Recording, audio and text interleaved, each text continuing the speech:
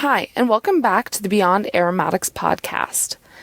Today we have on special guest, Shanti Dechen. Shanti is the founder and director of Roma Apothecary Healing Arts Academy, a NAHA Level 3 approved school. Her extensive training includes certified clinical aromatherapy practitioner and teacher, herbology, plant medicine, massage therapy, and other healing modalities including Qi Ni Song, visceral rejuvenation, body-mind clearing, lymphatic drainage, acupressure, craniosacral therapy, Asian healing arts, applied kinesiology, polarity, medical qigong, nutrition, reflexology, energy medicine, stress management, and meditation. Shanti has worked in clinical settings and studied in a variety of healing modalities for the last 40 years in the U.S., Canada, Germany, Thailand, and the Caribbean. We have her on today to talk about her book and course. Her book, called Harmonized Aromatherapy for Seasonal Wellness, interconnects various aspects of natural healing to support your health throughout the seasons. Discover the multifaceted approach to a harmonious balance of the body, mind, and spirit.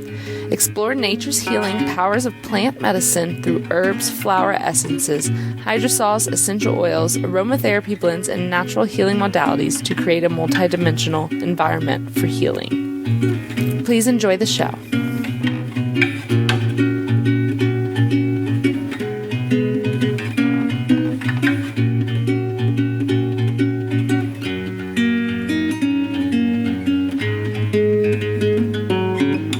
So I have Shanti Dechen here on the line with me. Shanti, where are you calling us from today?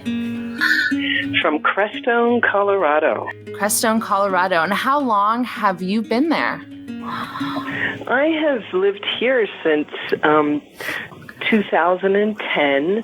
I've been visiting in this area since 2002 because one of my Buddhist teachers has a center here, and that's one of the first things that attracted me to it. I'm from Colorado, though, and I've lived all over the western slope in the mountains of Colorado, but this is more in the central south area. It's just about 2.5 hours north of Santa Fe, New Mexico. Oh, wow. And, I think I grew up in the South, and I kind of always told my family I wanted to get out west to the mountains. I grew up in the flat part of the South, so I know there's the Appalachians, but I wanted always to come out west. And so what was it like growing up in Colorado and being around some of the most beautiful and epic nature areas that we have in the lower 48? Well, I feel very blessed. I've traveled around the world, and I ended up coming back to Colorado. Basically, I could have lived anywhere I wanted, including I lived in the Virgin Islands and Victoria, British Columbia, which are really beautiful.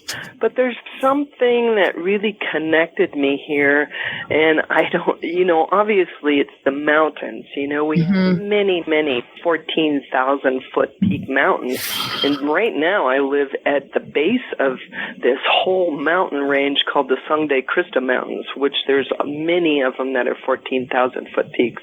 And I think, as a child, there was a freedom for me in being in that sense, because you can look out, Denver, you just look up at the mountains, but there was something so majestic for me about the mountain. And then my family also spent every weekend, we had a house in Grand Lake, Colorado. So I spent all day just trooping through the woods.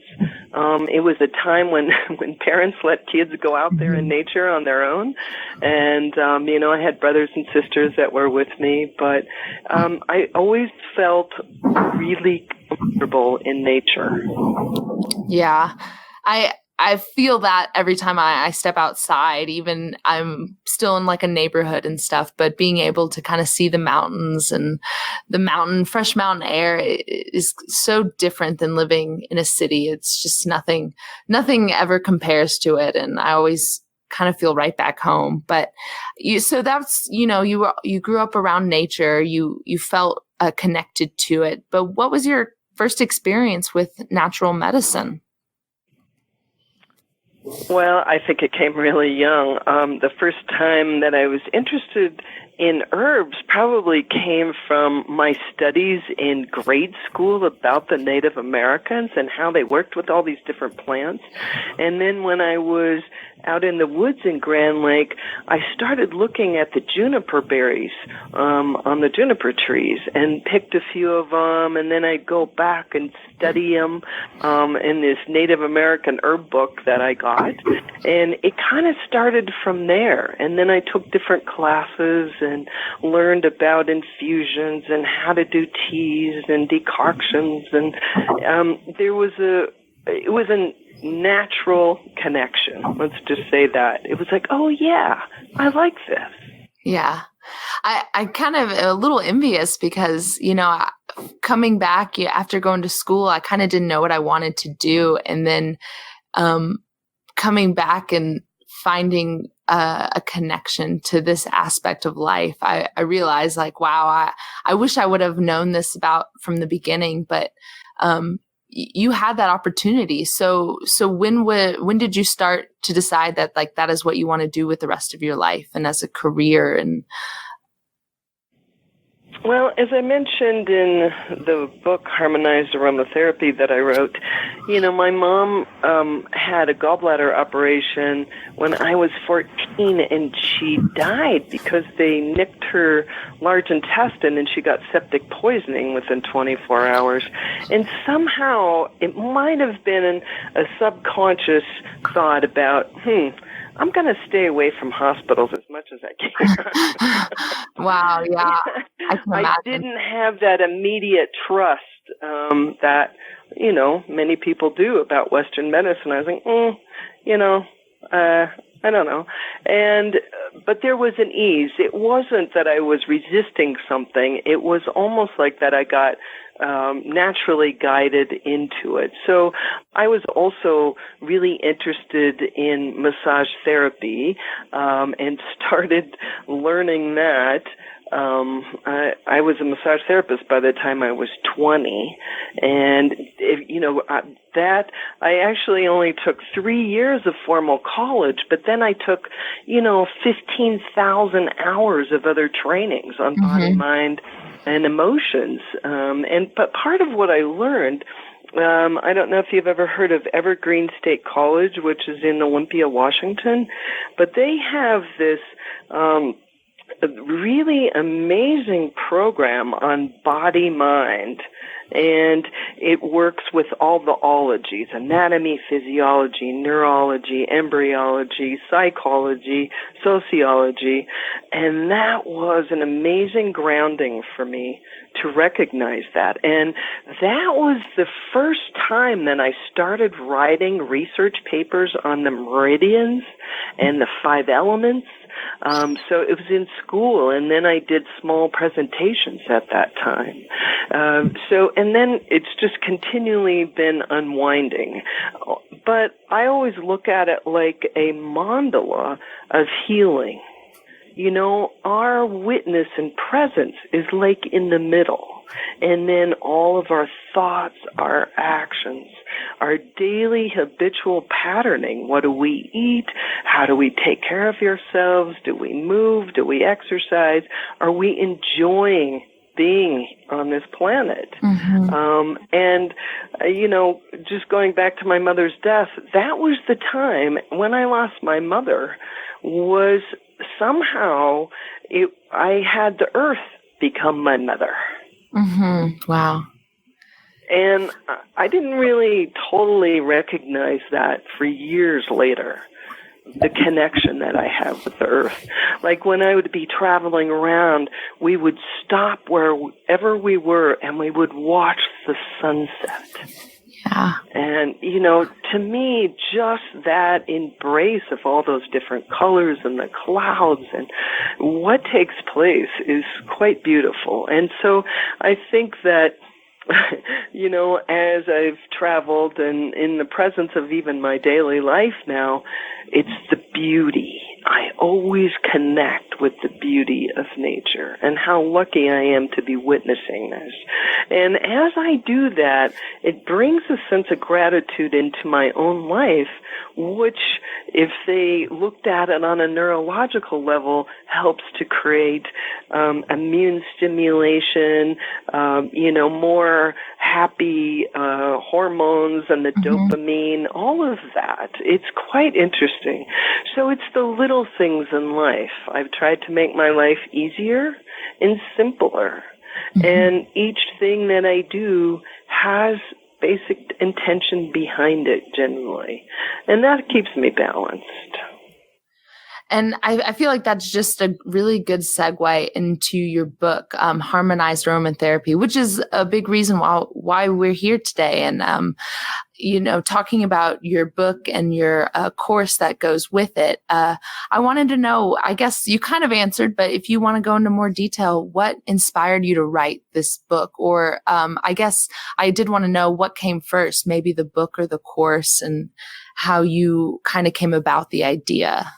Oh, the book came first, and somehow, with my aromatherapy school, I seemed to create a course out of everything. I felt like that doing the course, in addition to the book, really helped for people to unwind this, and to realize what's in there. Step by step, because I think that, in course materials, when you write things or you witness or you look at a video, you get it deeper and you can reflect upon that on yourself.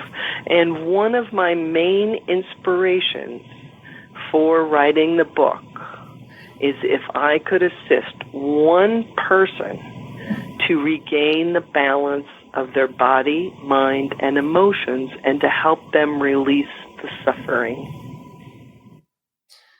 And I'm so lucky. I got the opportunity to read your book in preparation for this interview, and we sell it at the Naha store, so everybody else knows it. But could you tell us a little bit how you broke down this book? Because I thought you did it so well in such a kind of a meaningful way that lets people come about it naturally and come about the aspects of it naturally. So will you kind of tell us how you broke it down? Well, I think that the foundation of it was really looking at the principles of holistic medicine. And I want to convey just a couple of these, which is everyone has the innate power to heal.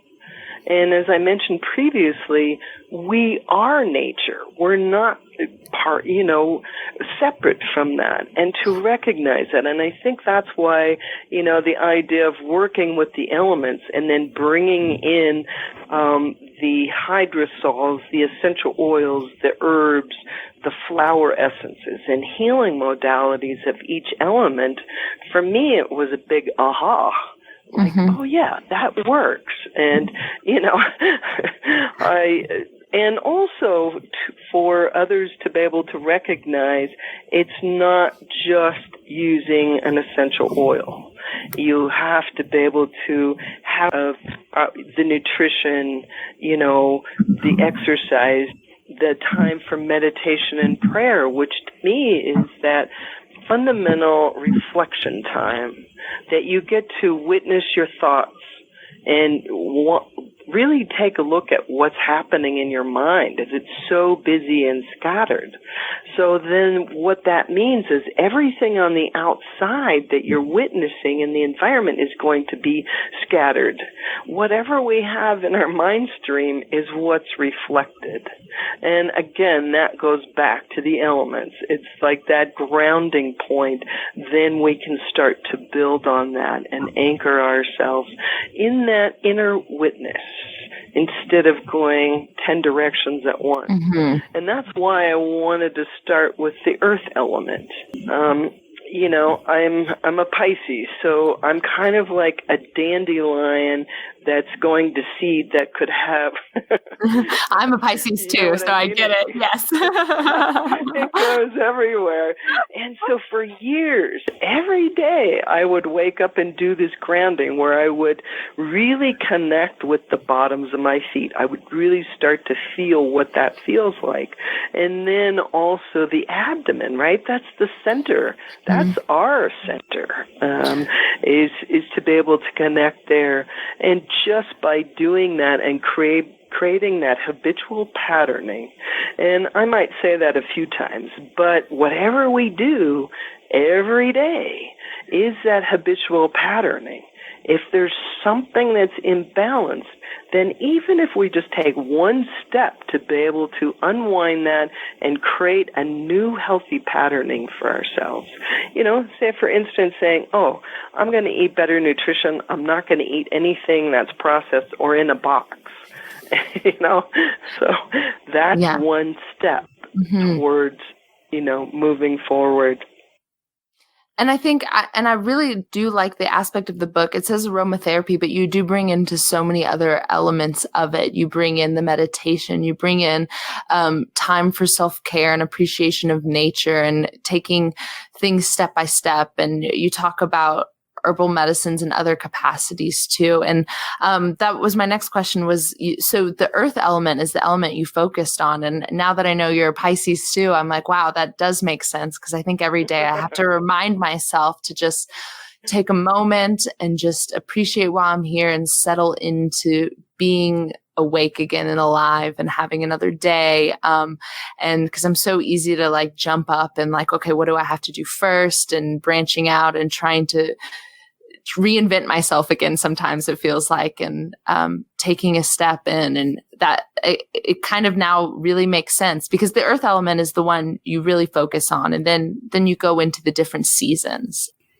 Well, when I first learned about the 5 elements in my 20s, I liked the idea. I went, oh, that's really interesting. And, but it was kind of, seemed a little far out there in some ways. But then I started learning about all of these connecting correspondences. Say, for instance, the seasons, the emotions, and then also the virtues.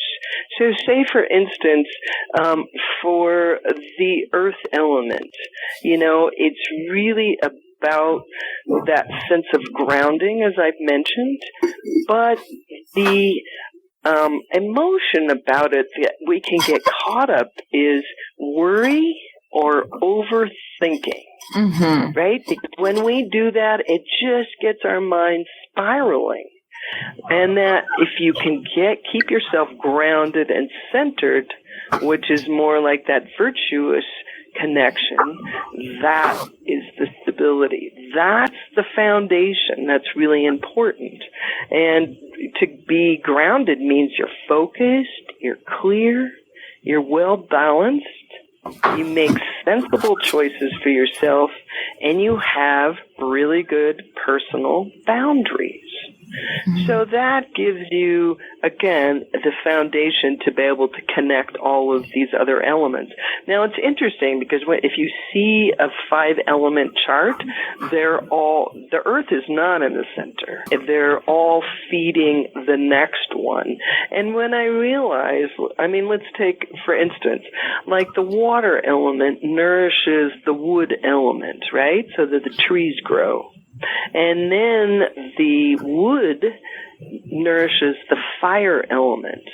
And so, right, you put wood into a wood stove and you've got a fire. Then the fire nourishes the earth. So they do say that forest fires are actually really nourishing because that has to be able to clear that and to provide different nourishment for the earth. And then the earth actually supports what's called the metal element, right? Think of gold from the earth, that connection. So to me, the more I studied it, the more ahas that I got. And it also made it easier to observe my inner self and to notice any areas that needed rebalancing. before there's a chronic issue. And that's been kind of my creed or health maintenance is, okay, I need to observe what's happening here. Whether it's like, oh, I got a sore lower back or something's going on with my knee. Okay, let me see if I can stretch it out with some yoga. Okay, let me see if, a Dead Sea salt shower scrub would help to relieve that. What are the emotions that I'm feeling here? I just heard, actually, it was a NAHA webinar last night by Florian Berkmeyer, and he had this great saying, to feel is to heal. And I just thought that was brilliant because, again, going back to being a Pisces, I feel everything. Everything. 100 times more than anybody else does, except for other Pisces. And I didn't know that. That people didn't recognize that. But to me, that has been a gateway to my healing. Because even, if I'm around somebody and they're going through a difficult time, as in my healing practice over 40 years, I ended up taking it on. I could feel it in my body. So the quicker I could release it, which I do a lot of Qigong and yoga, to be able to move it through has really helped me. So I know what my own presence feels like and how it feels when it's grounded, centered, and balanced. And I think how you and you broke down the emotional aspects of each season, and how that kind of correlates, and it flows so well, and how it not only correlates with a year's worth of changing, but how it correlates with your whole life, and how it seems like, spring is young, your birth, you're growing, and summer is like such a youthful time of your life, and you're coming into your own, and you start fading into the season. So I think you did it really well, and I think poetically is where I find some harmony with it. I wanted people to be able to engage with it and see something about themselves, to be able to connect. And what's interesting also about the earth element is that abdominal brain, it's called the brain-gut connection. Yes, That I also put in there that, it's really coming forward into science now, too, how important that is. And that's been a really, so I wanted to be able to address that. Yeah. And I also, for the earth element, connected the seed essential oils. Because I feel like if we can take those seeds and nourish them, then we get the growth that we need. But then if you go into like the autumn, to me it was the main intention for that was about how to strengthen your immune system. Because I think in the last 20 years I've been sick twice, and it was for about 2 days. And so I really began to notice that whatever you do the season before sets up your immune system for the next season. If people aren't taking care of themselves in the fall, then the tendency to get sick in the winter is there. So it was a really interesting observation that I got to look at. And the different essential oils for the autumn are specifically for the respiratory system. And I chose some tree oils like pine, fir, cypress, and spruce because the tree limbs are similar in structure to the bronchioles of the respiratory system. If you look at an anatomy chart, you'll see the bronchioles there, and then you look at the tree. They're very similar. So that to me is that, using it as what I would call a plant ally. So things that will nourish that part of the system. Yes. And so tell us a little bit more about that gut-brain connection, because that was a very interesting aspect. And I think it translates so well to everyday life and everyday nutrition and balance. And being uncomfortable in your gut is just being uncomfortable and kind of hurts you mentally. You can't focus. You kind of are depressed. You don't feel good about yourself. And if you want to elaborate on that some more, I would love to talk about that. Well, that was another part with, I've been trained in what's called Qi Neizong, which is Qi organ massage. And I was one of the principal instructors as well for many years on that. And it really made that deeper connection, how each one of the internal organs, which I just mentioned, how the autumn is connected to the lungs, right, with respiratory system, and that's where we carry grief. So to me, the whole essence really of the gut brain is how we're connected on an emotional level. You know, if we were an animal, then we would have more protection. Like, think of a turtle or something, right? He's his abdomen. Or dogs, you know, they only turn over and let you rub their belly when they're happy. Right. And they feel safe. But here we, as humans, man, we got it all out front.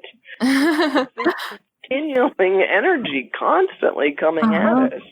And, you know, so I think that also it's what we're eating. And I will say that, you know, over the years, I've noticed somewhat of an increase of people taking essential oils internally.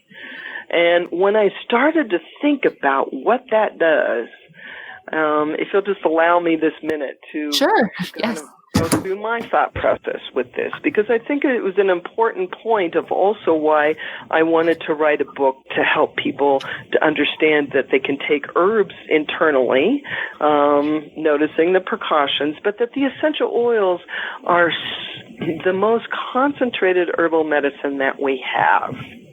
There's nothing like that on an herbal remedy. And when you think about the power of the antibacterials, antifungals, antivirals, you put it in your throat, and those are very tender mucous membranes. So your body's not really going to like that so much. You know, it's like eating a jalapeno or something to me. And then you can get, you know, scar tissue down the throat. You get into the stomach. It starts to do things to the stomach enzymes. It goes through the liver. Then when if it does get to the intestines, then it starts to break down the probiotics.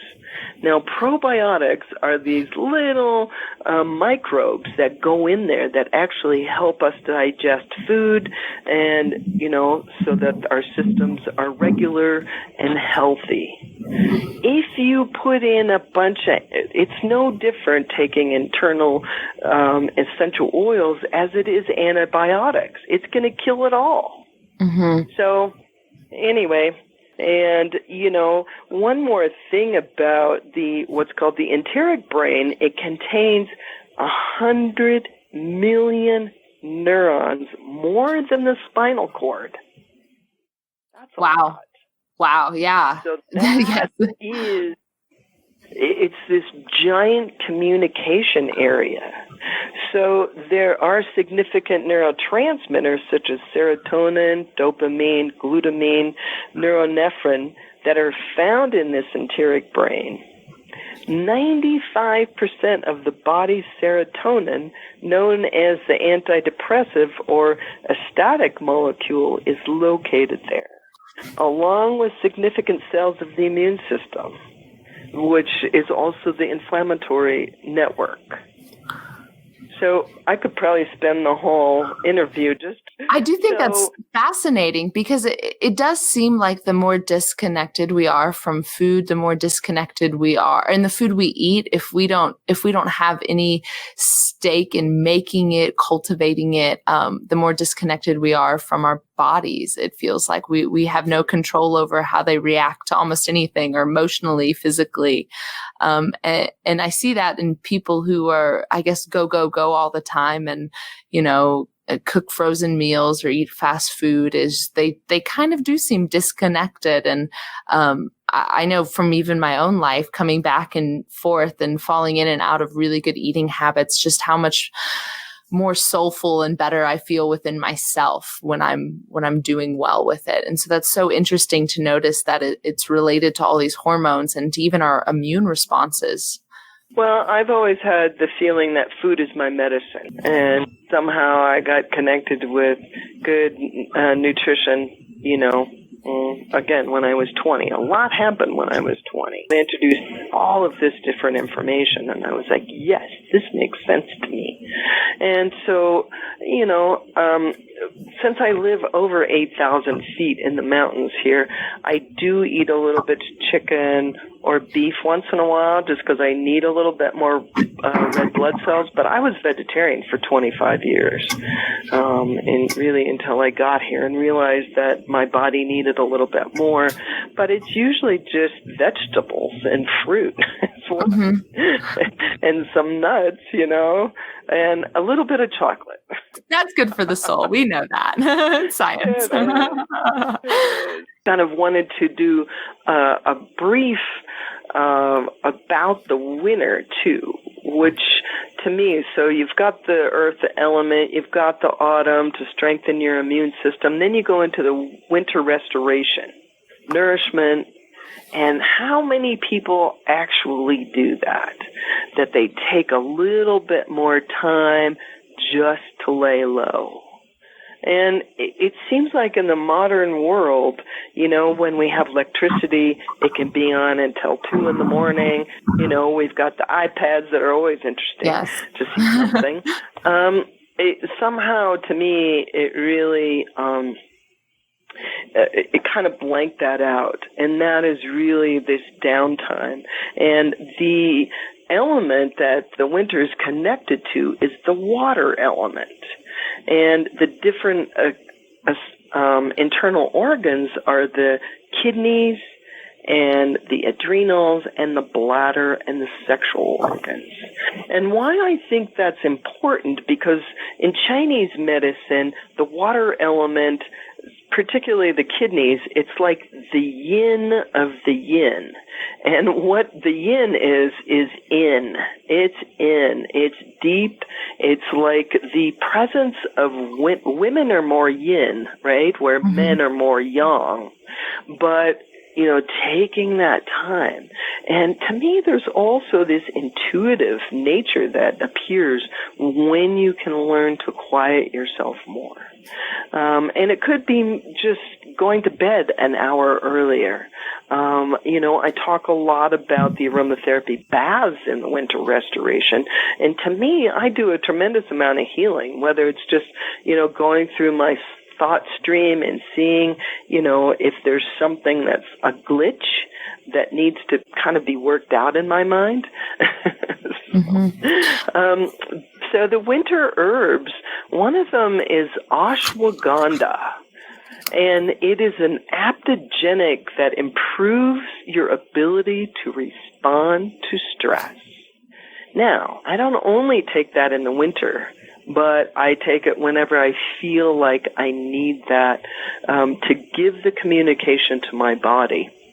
Now, when I say that, when you take an herb or use a flower essence, essential oils, any of that, you're asking that plant to help you to come back to rebalance, to notice what's happening in your body, what's happening in your mind, what's happening in your emotions. If you just try to create healing on one level, it may not be full. It may not be fully balanced. So I think that, again, to me, that was one of the reasons why I wanted to write this book, was to really get that point across, that this takes a commitment, like what you were saying about your food, But as you wake up the next morning, you can say, okay, today I'm going to be my own best friend. I call myself my own best cheerleader. Yeah. You can do it today. Okay, I need to exercise a little more. Okay, do it. Because in truth, nobody else is going to do that for you. Right. So the more you connect and you can really have that self-love is great. And then the other part of the winter goes through carrier oils, which I think are really important because that's about, replenishing the skin. Mm-hmm. But, going back to the water element, if we don't drink enough water, then we're going to have tendency towards more dry skin. Mm-hmm. And I think that, that is a huge piece that most people don't do. They don't drink enough, water these days. All these fancy drinks and, so. Anyway. You just need some, it doesn't have to be ice cold, just some good fashioned, room temperature tap water is just as good as anything else. I always find it funny when people are like, I don't like the taste of water. I'm like, what taste? It's just water. Your body needs it. Trust me. Yeah, it's interesting. And I just saw this on a Facebook post the other day, how in city water now there's all these microplastics. So I would suggest that you do get some kind of filters. Filtered water, yes. Yeah, but room temperature, I'm glad that you brought that up because room temperature is way better for your body because if you're drinking cold water or iced water, then it's like, putting a refrigerator in your stomach and then you try to eat. Well, the food's just going to sit there. Mm-hmm. So, yes, warm water is really good. And probably only for about a month out of the year do I actually put any kind of ice, and that's in the middle of the summer, just to get it a little cooler. But otherwise, it's always warm. Mm-hmm. So that's great. And then for the spring, to me, the intention was about cleansing inside and out. So that's the environment, the household cleaning products, and really taking a look at what you're cleaning with. That could be a cause of people's allergies, is just the cleaning products they're using. And realizing that a lot of what's on the basic grocery stores can be very toxic. So, and then the other part of that is internal cleansing. So, to some people it might be like, oh, that sounds really bad. But no, really difficult. But it's actually really easy. Yes. And I usually do at least once a year, if not, twice a year. And to me, that just includes increasing your water intake.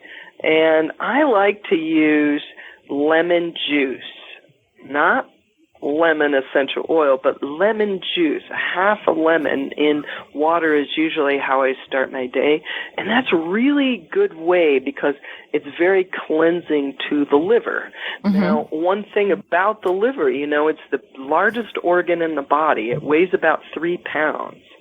And it has over 500 functions. It is really very busy. And if you can keep that happy, that is going to be a tremendous foundation for a healthy body, is your liver. Now, it's interesting because we were talking about the emotions. So the liver is connected to the spring element, which is wood. So it's the liver and gallbladder. And the liver holds the emotions of anger, resentment, and jealousy. So it's all those really thick, gnarly emotions, anger, resentment. So, but the other side of that, on a virtuous side, is about kindness and forgiveness. Mm-hmm. And I think that's the piece, too, when I realized to do that for myself, to be kind to myself. Like, how throughout the day you might hear yourself say, oh, that's a stupid thing to do. Yes. There is that, but when I hear myself say that, I go, oh, I'm so sorry.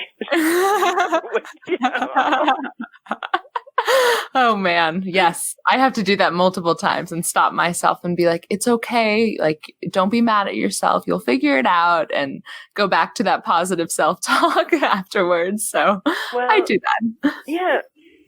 When we think that our thoughts create these neurotransmitters, these messages that start in the brain, then they go through, the rest of the nervous system, the endocrine system, then it's through the blood. It goes everywhere. What if we truly are the messages of our brain is what's in our bodies?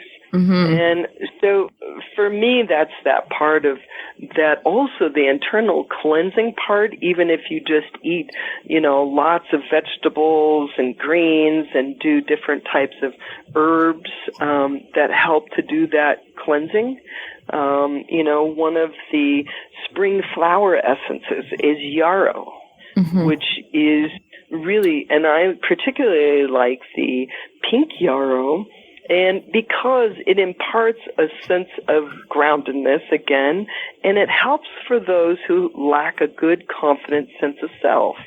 So in relation to what we were just talking about, it's like, how can we make a better relationship with ourselves? Let's start with that.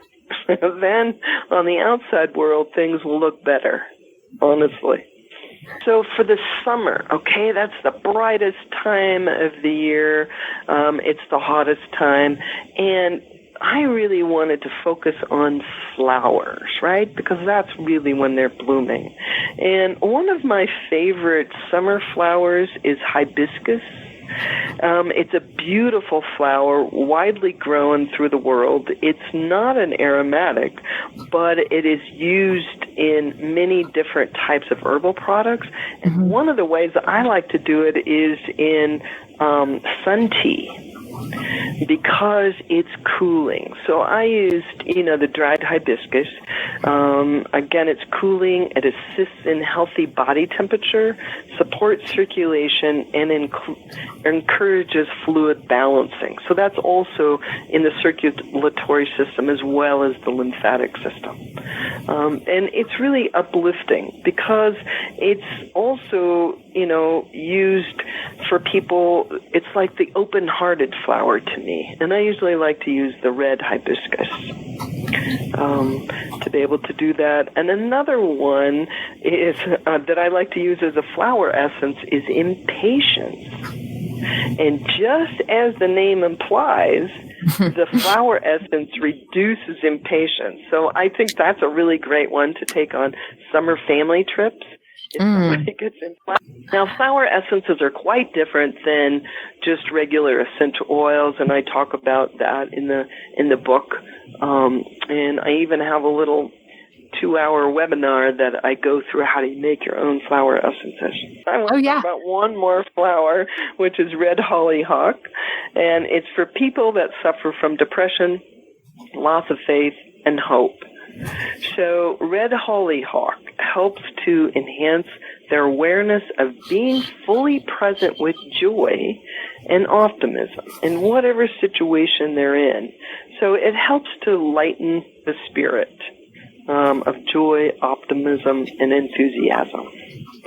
So I've actually, have a lot of flower essences that I've made just from our own botanical garden and started learning about that aspect. The one thing about the flower essences, they're a lot more subtle than the essential oils because they don't have a scent or aroma, but they work really well with internal emotions. Yeah. And then for the summer, I also go into different types of hydrosols, as well as creating your own natural first aid kit. If you're traveling or doing a family travels or whatever, to be able to have these, flower essences, hydrosols, essential oils, different carriers like aloe vera, to be able to help you if things go bad. Yes. And I really do like how you incorporated all these different aspects. When I saw the hibiscus, I was like, oh, wow. Like I kind of never thought about hibiscus as something that could help me in any capacity. I've had hibiscus tea before, but I was just like, oh, it's a tasty drink. And to see that there are all these good benefits from flowers that we probably take for granted if we don't assume they make an essential oil. And so having you bring that all together has actually kind of joyously expanded my appreciation for just every aspect of nature, not just the things that bring us essential oils. Excellent. Yeah, it is. There's a wide world out there of different things, and even if people chose like hibiscus, and aloe vera, and went, oh, that's great. And I think the more you put your awareness on these different seasons, the more that you'll be able to integrate, new flower essences and such. So, and I think this is a good segue because we talked about so much about personal care and how you can help heal yourself to just be happier and avoid, sickness and illness and chronic syndromes. And we had a little chat the other day and I couldn't believe it. And I guess if you want to go ahead and tell me your secret, haven't had any antibiotics in the past how many years? How long? Since I was 18 and now I'm 61. So 61. I've just been using natural healing modalities my whole life. And somehow I really had a commitment to that. But if I broke my bone or something, I wouldn't just patch it with lavender. I would go to the doctor. So I think that, I think Western medicine is really great at surgeries and patching things up. Yes. But as far as health maintenance, I think that is a responsibility we each have to take on for ourselves. And it seems like those things like chronic pain or chronic migraines or intestinal problems are things those are the things that take people down. It's the little inconveniences day after day after day are the things that just really drain at your soul and your energy. And I think being able to have a wide range of help without having to take time out of your day all the time just to make a doctor's appointment, but being able to have your kind of own knowledge database to know what little things you need that can help these little things. But I wanted to ask, why do you think people struggle so much with personal care and self-care? And you did kind of touch on it in your book, and being a woman, and why we struggle so much to do more for ourselves and our own care. Mm-hmm. Well, that goes along with the adrenals. Somehow we're trained that, other people take precedence all the time. And, as a mother, that is true 24/7. When you have babies, that's, you sacrifice a lot. Yeah. But then there is time to be able to, replenish. And again, it goes back to that water element for the winter, but it's not only winter. We have to learn to replenish for ourselves. And I think it's been, challenging, particularly in our lifetimes, because we have gone out into the workforce. We are taking care of families. We've got a lot more on our plates. But I think when we come to the time that we just say, hey, this is my time, and to recognize that is not, let me see, it is crucial. Mm-hmm. It's not, a day at the spa. It's like every day, even if it's 10 minutes, even if it's the last hour before you go to sleep. It is crucial to be able to do this self-care. And I think it's finally coming when you realize how many people, particularly women, have all these different diseases. Mm-hmm. That are becoming more rampant. Heart disease. Well, heart disease has a huge impact on the female population, and it's only been increasing. And you just wonder what we're missing that we're not doing for ourselves to help that. And I think part of it is we're taught to not be so selfish. And I think taking 10 minutes out of your day is okay. It's not selfish. You have to take care of yourself before you can take care of others. What do they tell you when you get on the plane? Put your own face mask on before helping the kids next to you. Right? Yeah, exactly. And somehow we forgot that. And I don't know if it was patterning, from our mothers, our grandmothers,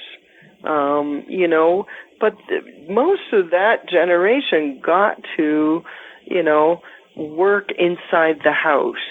And I think it's pretty stressful.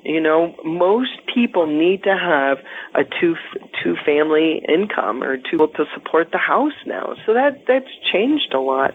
And, just how things ebb and flow as we all recognize that for ourselves, and not when we're totally exhausted or we end up with a chronic disease, but before that time, and just say, okay. And, maybe the first times that you actually consciously do that, you might feel guilty or something, but, be your own best cheerleader. Mm-hmm. Yes. Yeah. Go for that. Mm-hmm. So do you have any just advice for anybody who's been trying to craft this regimen of self-care and meditation, but who struggles with consistency and falls in and out of patterns? And I'm speaking mostly on behalf of myself, who sometimes does really well with it and then sometimes drops the ball, and then I get wound up until the point where I'm like, if I don't take a day for myself, I'll explode. How do we keep a consistency with it? Well, if it depends on if, there's visual, kinesthetic, and auditory learners. So each one of us have the ability. Some people can do all three of those.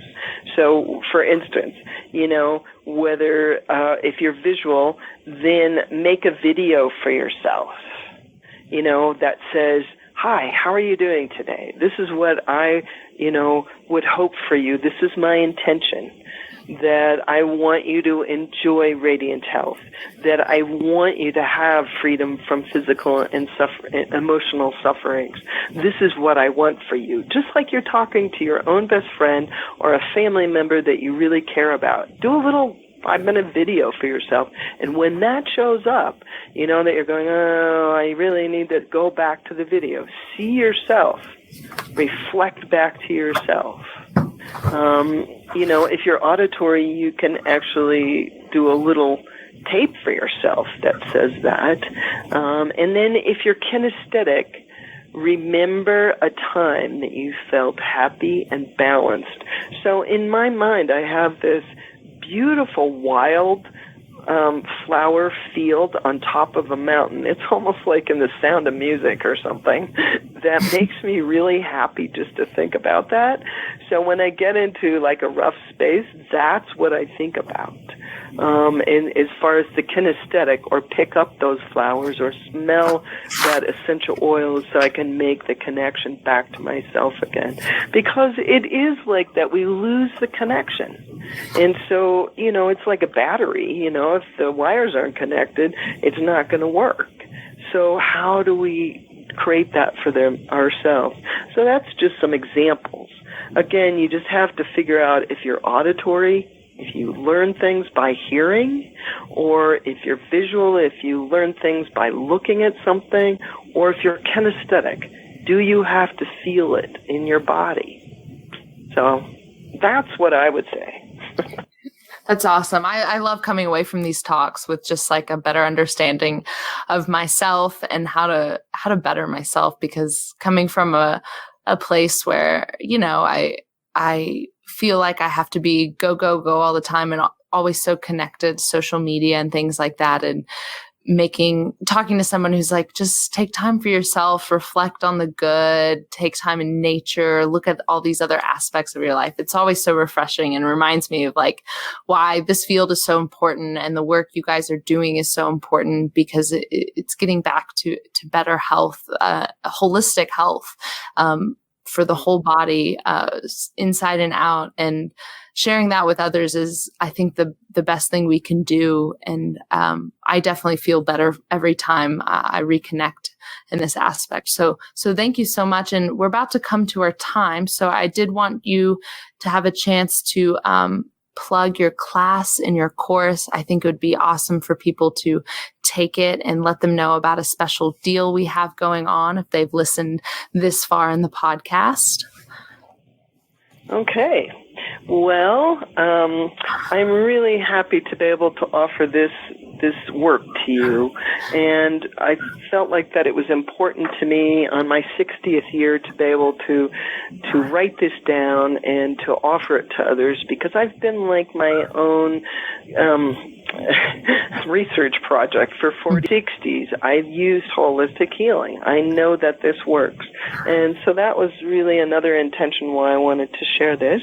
And I am offering $20 off the Harmonized Aromatherapy for Seasonal Wellness course, and that there's the textbook that comes with it. There's over 6.5 hours of video on it, and so you'll be able to really put this together and integrate this into your own life, how it best works for you.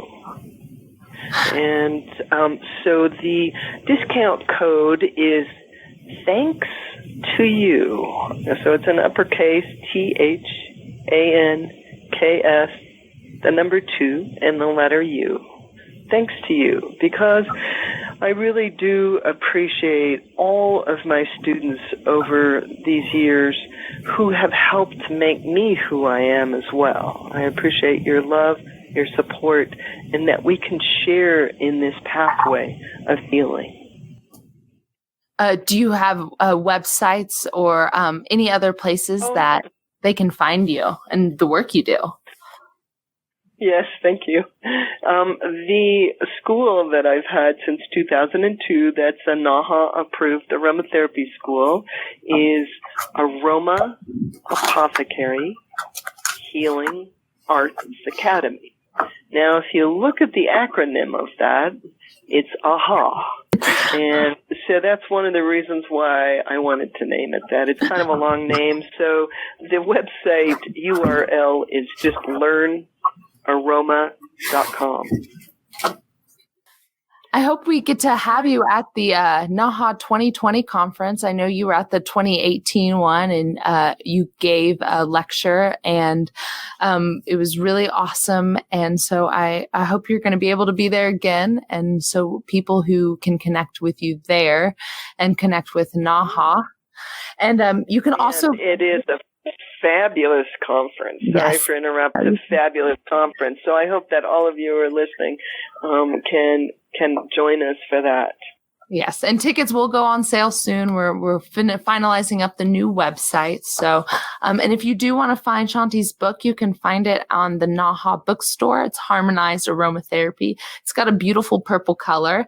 And she had mentioned before the imagery on the inside. And someone who's a photographer, I really, really appreciate the beautiful illustrations and stuff she has inside for it. So go check out that book and check out her course. She does an awesome job, and I'm so glad we got to sit down and have this conversation today. Well, thank you, Savannah. A nice way to end. And thank you so much for your time. And I do wish you good health, and I'm glad to be one of your health team cheerleaders if you need. Yes, thank you. Thank you. All right, Shanti. Enjoy beautiful, colorful Colorado. And we are sending you love from our mountains up here in Idaho. And to everybody else, thank you for tuning in to this episode of the Beyond Aromatics podcast. And we will catch you guys next time.